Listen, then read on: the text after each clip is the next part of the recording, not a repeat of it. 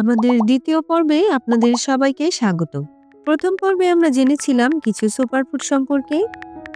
আজ আমরা আরো ২০টি এমন খাবার নিয়ে আলোচনা করব যা আপনার অনাগত সন্তানের আইকিউ এবং মস্তিষ্কের গঠন মজবুত করতে সরাসরি ভূমিকা রাখে।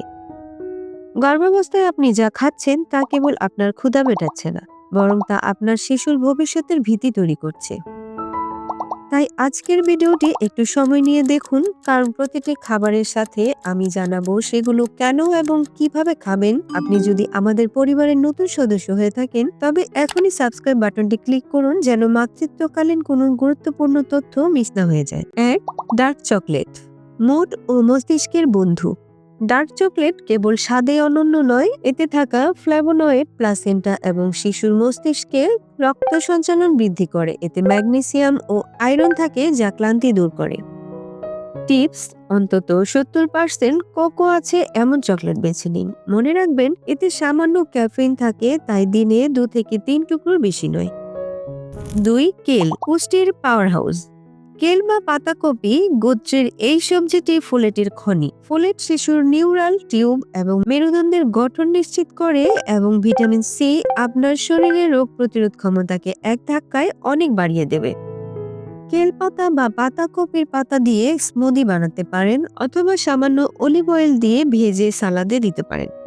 ৩. Cottage cheese. গর্ভাবস্থায় শিশুর শরীর ও মস্তিষ্কের গঠনের জন্য সবচেয়ে জরুরি জিনিসগুলোর একটি হলো উচ্চমানের প্রোটিন। কটেজ চিজে এই প্রোটিন খুবই সহজে হজম হয়, তাই মায়ের শরীরে দ্রুত কাজ করে। এতে থাকা ভিটামিন বি12 শিশুর ব্রেন সেল তৈরি ও নার্ভ সিস্টেম শক্ত করতে সাহায্য করে। বাংলাদেশে আমরা সাধারণত কটেজ চিজ নামে না চিনলেও এর কাছাকাছি খাবার ঘরে বানানো নরম পনির বা ছানা।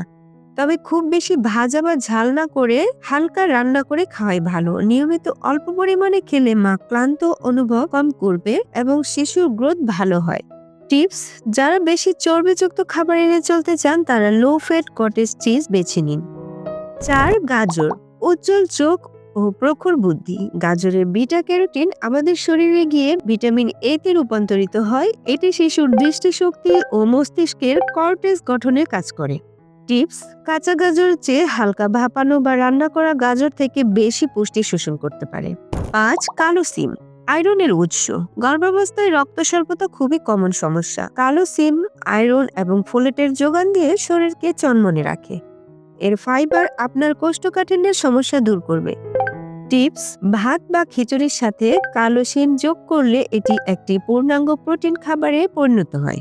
৬. মিষ্টি কুমড়া, ওমেগা 3 এর প্রাকৃতিক যোগান। মিষ্টি কুমড়ায় প্রচুর বিটা ক্যারোটিন এবং পটাশিয়াম থাকে। এটি গর্ভাবস্থায় হাত পা ফোলা কমাতে সাহায্য করে এবং শিশুর ইমিউন সিস্টেমকে শক্তিশালী করে। টিপস: কুমড়ার পাশাপাশি এর বীজও ধুয়ে শুকিয়ে ভাজুন, কারণ এতে প্রচুর জিঙ্ক থাকে যা মস্তিষ্কের জন্য ভালো। ৭. সূর্যমুখীর বীজ, কোষের সুরক্ষা। সূর্যমুখীর বীজে ভিটামিন ই থাকে যা একটি শক্তিশালী অ্যান্টিঅক্সিডেন্ট। এটি শিশুর মস্তিষ্কের কোষগুলোকে অক্সিডেটিভ স্ট্রেস থেকে রক্ষা করে। টিপস: প্রতিদিন বিকেলের নাস্তায় এক মুঠো ভাজা সূর্যমুখীর বীজ খাওয়ার অভ্যেস করুন। ৮. কিউই, কিউইকে অনেকে বিলাসী ফল মনে করেন, কিন্তু এটি গর্ভাবস্থায় খুবই কার্যকর। কিউইতে থাকা ভিটামিন সি মায়ের শরীরে আয়রন শোষণ কয়েক গুণ বাড়িয়ে দেয়, ফলে রক্ত স্বল্পতা কমে। আয়রন ঠিকমতো শরীরে গেলে শিশুর মস্তিষ্কে অক্সিজেন সরবরাহ ভালো হয়, যা আইকিউ ডেভেলপমেন্টে সাহায্য করে। বাংলাদেশে কিউই নিয়মিত না পেলে বা দাম বেশি হলে পেয়ারা, আমলকি বা লেবু দিয়েও এই কাজ করা যায়। সতর্কতা: তবে কিউই বা যে কোনো ফল ভালোভাবে ধুয়ে খাওয়া খুব জরুরি। ৯. এডামামে বা সবুজ সয়াবিন। অনেক গর্ভবতী মা মাছ বা মাংস খেতে পারেন না, তাদের জন্য এডামামে বা সবুজ সয়াবিন একটি অসাধারণ উদ্ভিজ প্রোটিনের উৎস। এতে প্রোটিনের পাশাপাশি ফোলেট ও আয়রন থাকে যা শিশুর হাড় ও স্নায়ুতন্ত্র শক্ত করে। বাংলাদেশে এডামামে খুব সহজে না মিললেও সেদ্ধ সয়াবিন, মটরশুঁটি বা ছোলা দিয়ে একটি পুষ্টিকর পাওয়া যায়। খিচুড়ি বা ভাতের সাথে এগুলো মিশিয়ে খেলে শরীর ভালোভাবে গ্রহণ করে। ১০. ক্যাপসিকাম, ক্যাপসিকাম শুধু রঙিন সবজি নয়, এটি শিশুর মস্তিষ্কের জন্য গুরুত্বপূর্ণ।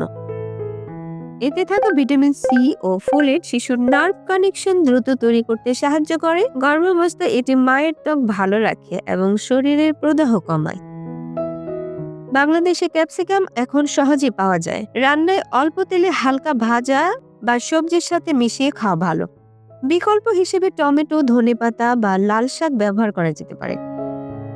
11. ফুলকপি কোলিনের উৎস। ফুলকপিতে কোলিন নামক একটি পুষ্টি উপাদান থাকে যা শিশুর স্মৃতিশক্তি বাড়াতে সরাসরি সাহায্য করে। 12. আপেল সুস্থ ফুসফুস ও মস্তিষ্ক। গর্ভাবস্থায় নিয়মিত আপেল খেলে শিশুর অ্যাজমা হওয়ার ঝুঁকি কমে এবং মস্তিষ্কের সুস্থতা নিশ্চিত করে। 13. ব্রাউন রাইস দীর্ঘমেয়াদী শক্তি। সাদা চালের চেয়ে লাল চাল বা ব্রাউন রাইস অনেক বেশি নিরাপদ।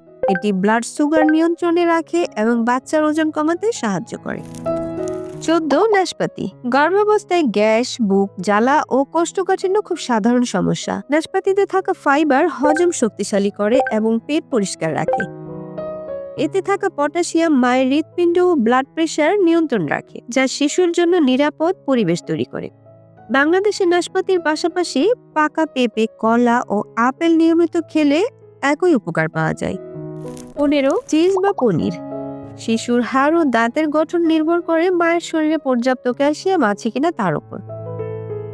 চিজ বা পনির এই ক্যালসিয়ামের অন্যতম ভালো উৎস। তবে গর্ভাবস্থায় সব চিজ নিরাপদ নয়। সবসময় পাস্তুরাইজ লেখা আছে কিনা দেখে নিতে হবে। বাংলাদেশের সবচেয়ে নিরাপদ বিকল্প হলো ঘরে বানানো পনির। দুধ ও টক দই নিয়মিত অল্প করে খেলে ভালো ফল পাওয়া যায়। 16. অ্যাসপারাগাস অ্যাসপারাগাসে থাকা ফোলেট শিশুর মেরুদণ্ড ও ব্রেনের জন্মগত ত্রুটি প্রতিরোধে সাহায্য করে।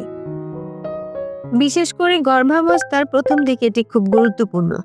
বাংলাদেশে অ্যাসপারাগাস খুব কম পাওয়া যায়, তবে দুশ্চিন্তার কিছু নেই। পুঁই শাক, পালং শাক, লাল শাক এগুলোতে প্রচুর ফোলেট থাকে। নিয়মিত শাকসবজি খাওয়াই এখানে মূল চাবিকাঠি।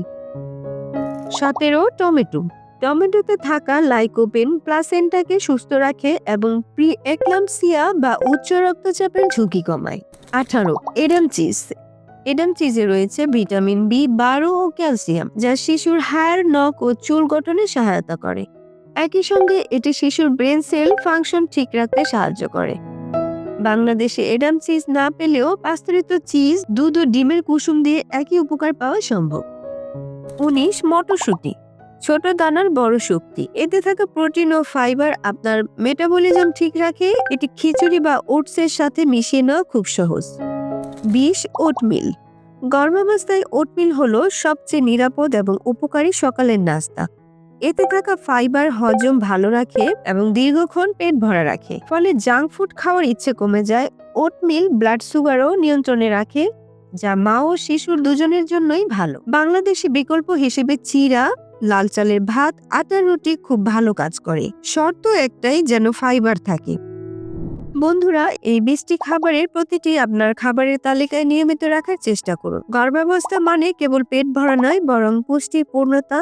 তবে মনে রাখবেন, আপনার যদি কোনো বিশেষ শারীরিক সমস্যা থাকে, তবে যে কোনো খাবার ডায়েটে যোগ করার আগে অবশ্যই আপনার ডাক্তারের সাথে কথা বলে নেবেন। আজকের এই বিস্তারিত গাইডটি যদি আপনার বিন্দুমাত্র উপকারে আসে, তবে ভিডিওটি লাইক দিয়ে আপনার অন্যান্য গর্ভবতী বন্ধুদের সাথে শেয়ার করুন। আবার দেখা হবে আমাদের পরবর্তী ভিডিওতে। সেটি দেখতে আমাদের চ্যানেলটি সাবস্ক্রাইব করে পাশে থাকুন। আপনার প্রেগন্যান্সি জার্নি সফল হোক, শুভকামনা রইল। ধন্যবাদ।